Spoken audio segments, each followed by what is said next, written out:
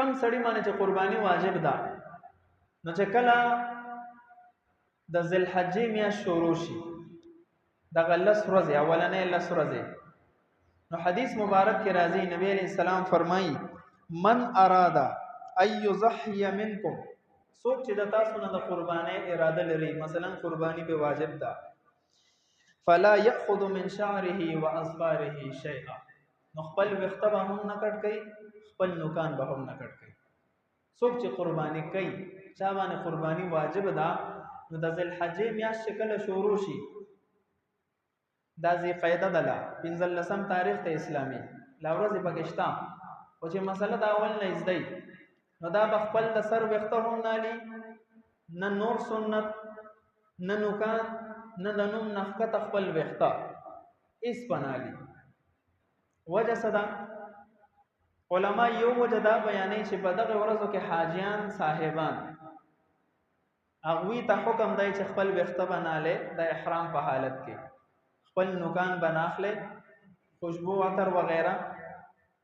نو موږ ته هم حکم دی چې تاسو به خپل وخته ناخله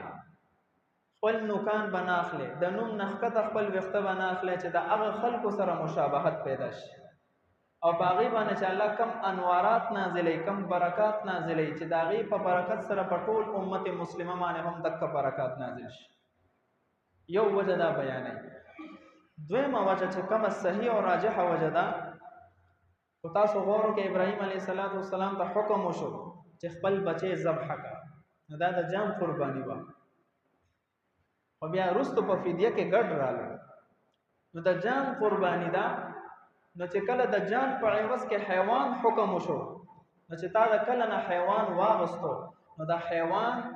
د الف نه دریا پورې دا ټول مجسمه تا د الله د لپاره وقف کړه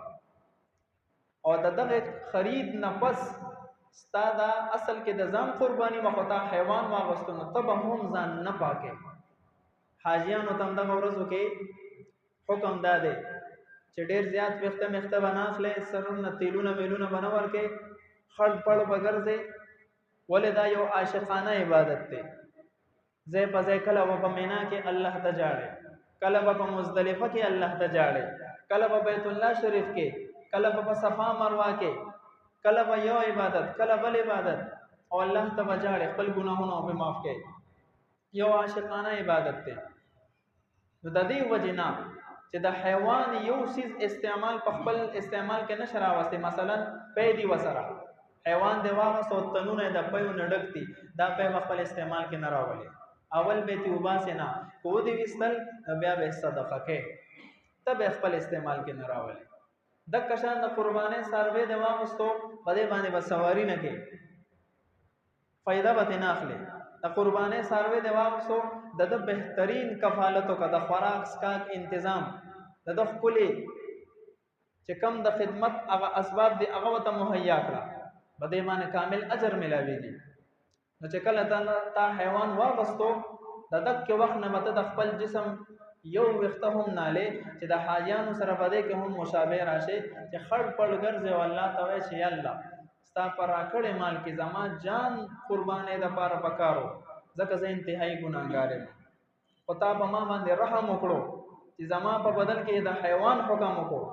نو حیوان ذبح حکم خو ذبح هم د حاجیانو غتور طریقه استعمالو نو یو وجه دا نو خپل وخته به هم نالي هغه د سر وختي کو د نوم نخکته وختي د کشان نوکان به هم نالي دویمه مسله دا شو دریمه مسله دا ده چې کله تا حیوان واغستو قربانې د پاره اور هغه نه الله دې نه کی